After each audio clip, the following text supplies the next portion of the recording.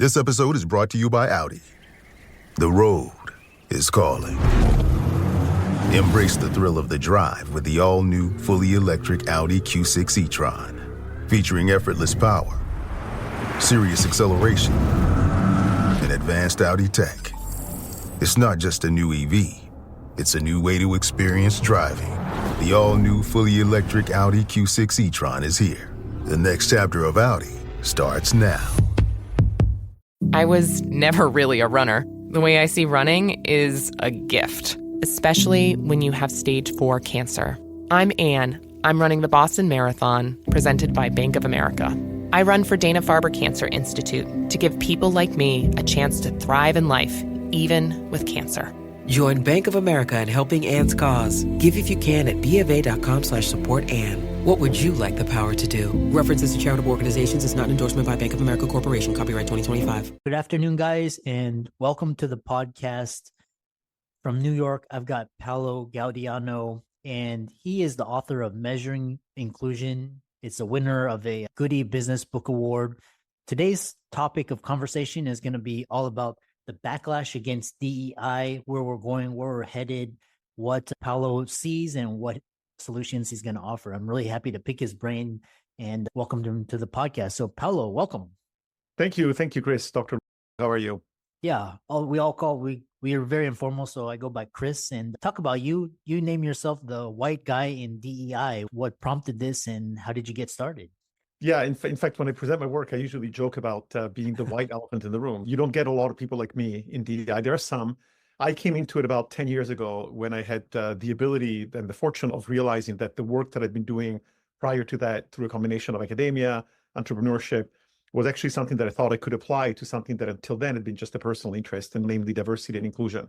And so literally 10 years ago, I thought maybe the work that I've been doing, which is really about how do you quantify the link between an individual and whatever collective they're a part of. So I'd done work on consumer insights and how consumers behave in response to what brands are doing. I'd looked at things like personnel management. And then one day I thought maybe I can help to quantify the link between what happens to an individual within an organization as a function of their gender, the race, their sexual orientation, and how in turn what happens to them impacts the success of the company. Because I figured if there is a way to connect those two and to show to a typical leader that they can make more money and be more profitable by making their people happier, then everybody wins in the equation.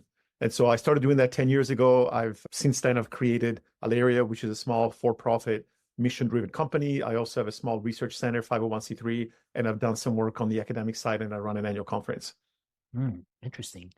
Yeah, you talked about the elephant in the room. One thing is obviously with Trump, he was meritocracy over hiring people less qualified. The first thing is everybody thinks, not everybody, but a lot of people that get excluded because of DEI, me, for example, or you, for example, they call it a form of reverse discrimination. And how do you address that? So I think that a lot of the problem is that the language and the way that it was used, especially after the murder of George Floyd, has been unfortunately creating a miscomprehension about what DEI is supposed to be all about. And in fact, it's ironic to me that people talk about DEI causing reverse discrimination, because the whole idea of DEI was actually to get rid of some of the discrimination that makes it difficult for certain people to get hired or to get promoted just because of their gender, their sexual orientation, their race, etc. Yeah. Unfortunately, what I think is a problem is that people, even though we talk about DEI, people really focus too much on the D alone, just diversity. And so that creates the zero-sum game mindset. If you're going to favor Black people in being hired, it means that you're going to disadvantage white people. If you're going to favor LGBTQ people, it means that you're going to disadvantage heterosexual people. And that's really not quite the right way to do it. But because of the way that a lot of my colleagues in DEI have really promoted that kind of viewpoint and really focused on identity first, it's creating this backlash. Now, the irony is that if you ask people in DEI, they would say that what they really want is what people now call merit, which is that we want to make sure that if somebody's qualified for a job and they have the right qualifications to keep that job and keep advancing, they should be able to do that. And their complaint was, in the past, historically, this has not happened. This has not been the case. And now it's being turned on its head and said, oh, now DEI is a form of reverse discrimination. So I think that a lot of it, unfortunately, has been politicized. I think that there are some very interesting constituencies that are out there that actually believe that it's actually a good thing to discriminate against people, and they're using some of the political maneuvering to make people feel guilty about it. I happen to think that politically right now, it's come to the point where it's ridiculous. Basically, anything bad that happens is blamed on DEI, which I think is a shame.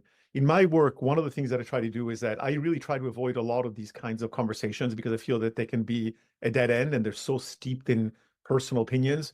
And what I do in my work is very specifically to say, look, I can show you how the level of inclusion and satisfaction of employees will impact your bottom line. And it will do that in a couple of ways. One of them is that by having groups of people that are less satisfied, they will produce less, which means that they're making less money, and they're more likely to leave, which means that you're going to have to pay money to replace them. And I can literally quantify for any company how much money they're losing by treating different groups in different ways. Now, unfortunately, what's happened in the last few years is that because of the way that DI has been positioned and because of some of the backlash, a lot of white men, and not just white men, but other people that come from privileged backgrounds have actually become less satisfied, which means that in a sense, companies have been shooting themselves in the foot because thinking that they were helping certain groups of people, they're now actually getting backlash where customers are threatening to boycott, employees are threatening to leave or to sue. And so it's become a big mess. And luckily for me, the book that came out about 6 months ago at this point, on measuring inclusion, shows a very clear path forward. And as a result of that, I'm getting a tremendous amount of interest right now because people hear my talking, they see my TED Talk, or they read my book, and they say, okay, this is a really clear, rational, business-minded way to think about DEI, which does help people from underrepresented groups. But my goal is that it really helps everyone, and it helps companies make more money. Yeah. In a corollary, because I want to ask your opinion because I have my own views. A lot of people say DEI help the rich and the poor and the minorities. It's supposed to help the poor and minorities, but it just helped the rich get richer. And then, for example, you look at Asians. Asians are considered minorities, but I haven't benefited from any sort of DEI my entire life. So how do you address this from they call the Asians kind of what's it called? The model minority? And Minority. Yeah.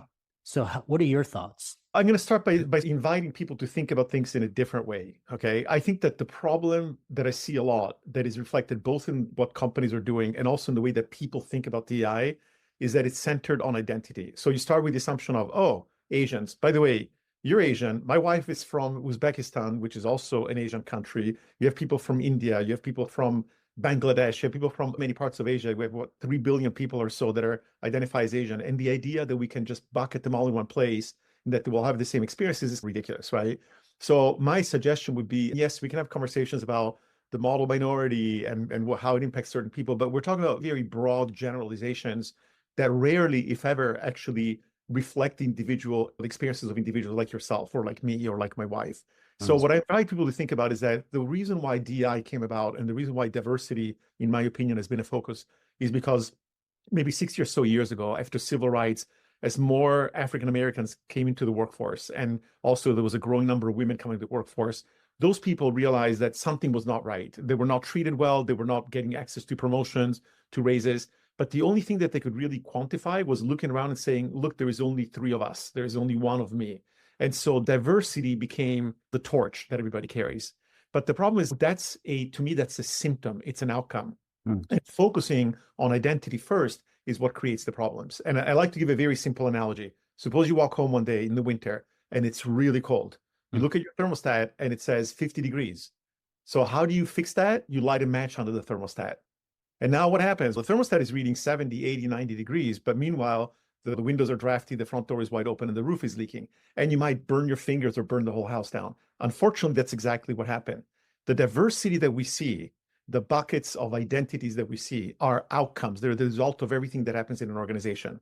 In fact, I could argue, and there is a lot of data, that if you look at a company, let's say that has a lower representation of Asian men or maybe of Black women, you will find that the retention rates of those groups are lower than the retention rates of white men, which means that these people are leaving. So we should ask ourselves, why are they leaving? We have a leaky bucket, and instead of pouring more water from the top by insisting that we identify these groups and we hire more of them, we should ask ourselves, what is causing certain groups of people to feel less inclined to stay with an organization?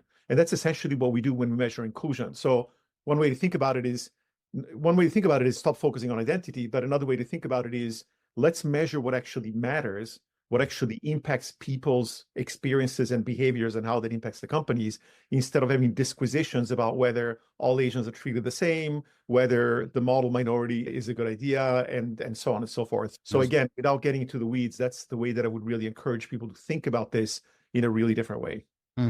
Interesting. We're a business entrepreneurship podcast, and your TED talk is going to be in the show notes, which is really, I encourage people to check that out. And so talk about what is the business case for DEI. There's so many examples. We had the Secret Service DEI, and they couldn't protect any. And so what is the business case for DEI? So first of all, when people talk about the business case, unfortunately, that's another area where I feel that there has been a bit of a misguided attempt to justify the business case. The kind of business case that I've heard used in support of DEI has focused more on overall general trends. For example, studies that show that when you look at 1,000 companies and you measure some aspect of the diversity, typically board level or C-suite level, and then you look at their financial performance, you find that with some indicators in some conditions, companies that are more diverse show higher profits or higher innovation revenues or higher whatever the case might be. The problem with that approach, which a lot of people in DI think is a convincing case for the business case of DI, is actually of limited value to a CEO for two reasons. One of them is because a correlation does not imply causality. What do I mean by that? The fact that companies that have higher diversity may have slightly higher performance does not mean that it's the diversity that is causing the performance. One could say very cynically say it's that companies that have more money can afford to buy more diverse personnel, right? And we don't want to believe that, but you can equally lead to arrive at that conclusion. Or it could be that something else is responsible for companies that are both more highly performing and more diverse. And that's actually what I believe. I believe that a more inclusive organization will actually naturally lead to greater inclusion and greater diversity and greater profitability. Now, the problem is that DEI has been used on the opposite side to make claims like, oh, the reason why the bridge collapsed in the Baltimore harbor, or the reason why that helicopter crashed into the plane is because of DEI that forced unqualified people to be hired. And one thing that I would urge people to realize is that the very notion that DEI, unfortunately by politicians, has been equated with being unqualified. And we hear a lot of complaints in the data that we measure from people about DEI. We hear two kinds of complaints. Mostly privileged white, or let's say white men, or people that come from more privileged backgrounds that complain about the fact that now they're being discriminated against. But we also hear a lot of complaints from people who are not from those backgrounds, Black people, Asians, people with disabilities, who say, because of the approach to DEI, now people are assuming that I'm only here because I'm Black. I'm only here because I have a disability. And it's devastating. I've heard comments from women saying there was a woman that shared an experience in which she said, I was promoted to VP after years of being in this role. And while we're having a celebration, this colleague of mine came up to me and said, the only reason you got promoted is because you don't have anything between your legs. Imagine being told that.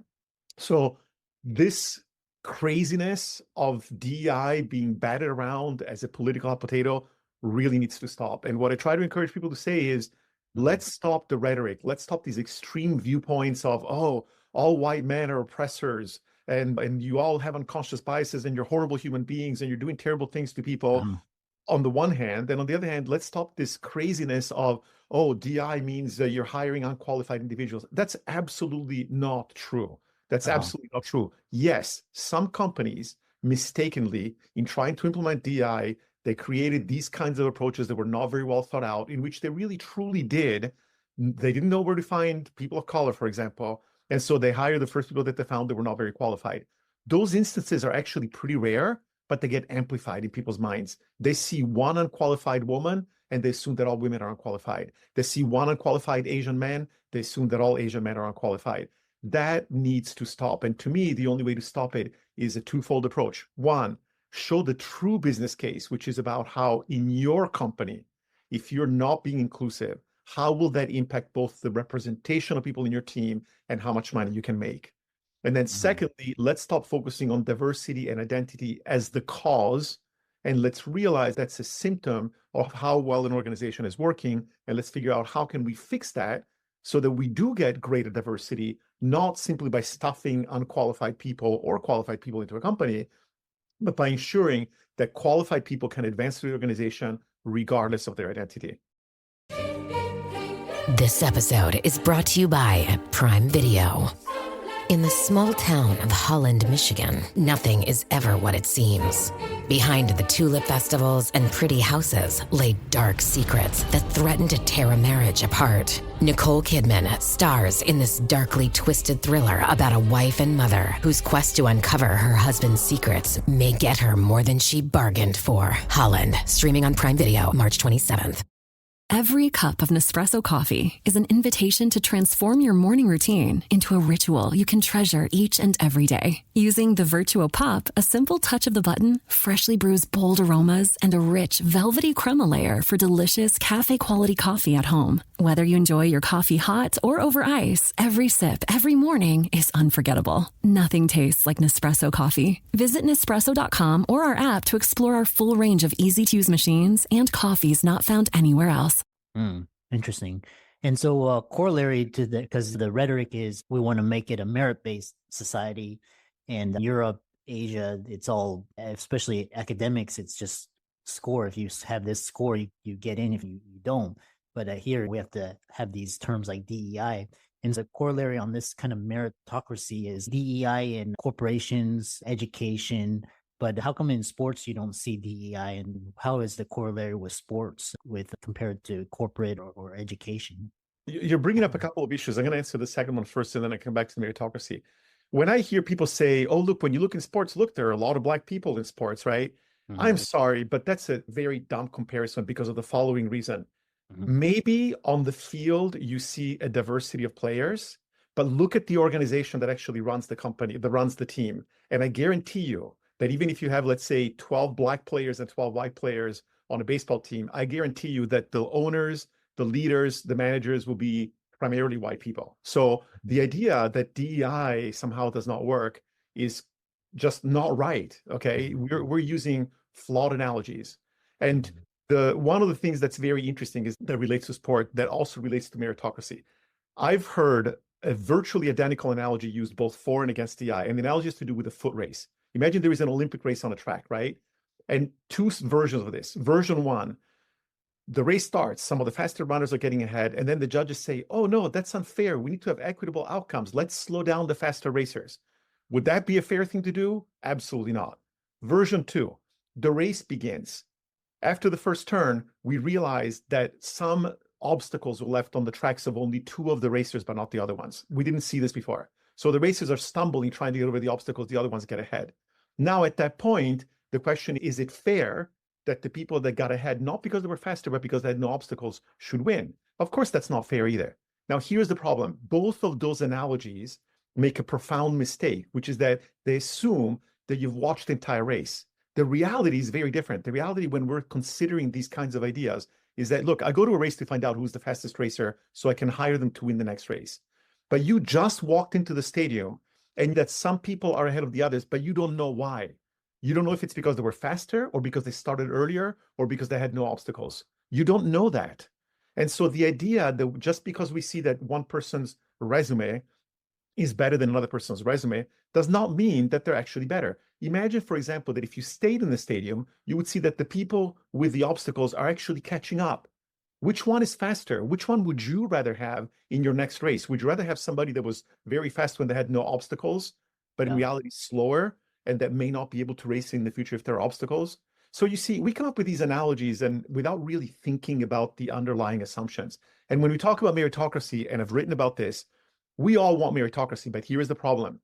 Unless those people that say our company is a meritocracy can show me the equations and the formulas that they use to determine what constitutes merit, and they prove to me that they've actually tracked it over 5 or 10 years, and that they've shown that it actually leads to superior financial performance by doing a carefully controlled experiment, then I'm sorry, but meritocracy is BS. Okay, you cannot call it meritocracy unless you actually prove that you have a quantifiable way of measuring merit and of linking it to the success of your organization. What people in DI want is a meritocracy. They want people who deserve to get a job to be able to get that job. They want people who are performing well in a company to be able to perform. What happens in many companies is that the notion of meritocracy is someone in a leading position or in a decision-making position looks at people and qualitatively says, I think this person deserves to be promoted. And unfortunately, in many cases, that's because I recognize that person's background. They went to the same school, they speak with the same accent, they've gone to the same places. I know that if I succeeded in this place, they will probably succeed too. And when you do that, you enforce homogeneity, and you're not truly doing a meritocracy, but you're simply allowing biases to influence who's in a company. And I would argue that a lot of the biases that we see today and a lot of the lack of diversity is not because people are evil and say, oh, you're Black, I'm not going to promote you. It's simply because sometimes these biases, while individually they can be relatively harmless, when they accumulate over an entire company, they create these systematic and systemic imbalances that we see. So again, I love to take these people come up with these very simple ideas that sound so sexy, they sound so reasonable. But if you look underneath and you ask yourself, what assumptions are being made, you will realize that in many cases, the assumptions are flawed. In some cases, they do that on purpose because they want to try to foster, they want people to be polarized and get mad at each other, which unfortunately is what's happening right now. And in other situations, it's just because we don't think clearly about the implications of what we're suggesting. So that's a very fascinating discussion. And to end it out, talk about how we can stop the backlash and kind of come together to work together, and also how people can find you and follow you, check out your book, and gain more insight. Thank you. I think that the solution right now, there needs to be a cooling off period, and it's going to take a while because right now what's happening with the administration is pretty devastating. Unfortunately, that's hurting a lot of people, but I also realize that a lot of the backlash, unfortunately, was created because of misguided attempts to do DI in a certain way. And ultimately, this will pass. And what I expect will happen is that people that are doing really good quality work, where they're actually focusing on measuring outcomes, measuring the impact of initiative, measuring the impact of assumptions about how companies are run, those people will do very well. And my suspicion is that just focusing on creating more inclusive environments for everyone will actually benefit everyone, and will particularly benefit the people that had been the most excluded, without having to call them out and say, oh, I'm doing an initiative for this group or that group. So the way that my company works, and the book Measuring Inclusion describes specifically how we do that. How do we actually measure inclusion? How do we get this additional bit of data? And it's not about, and by the way, we can, in principle, even though every company that we worked with asks us to also use diversity or identity data so that we can say things like this group is more included in that group. The reality is that we can do all of our work without ever making any reference to identity. And we can show how things happen in an organization that hurt everybody, that reduce the potential success of the company through everybody, and how by finding those problems and bucketing problems instead of bucketing people, you can actually achieve much greater success and make your employees happier, which is why the subtitle of my book is Higher Profits and Happier People Without Guesswork and Without Backlash.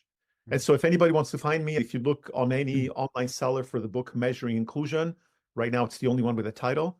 And as you mentioned, hopefully you'll have the link to my TED Talk in the speaker notes, and I'm looking forward to connecting with anybody that's interested in learning more. Yeah, excellent. Really, I enjoyed this conversation and just looking at different viewpoints and just getting more insight. And so thanks so much, and keep up the great work. Thank you, Chris. Really appreciate it. You too.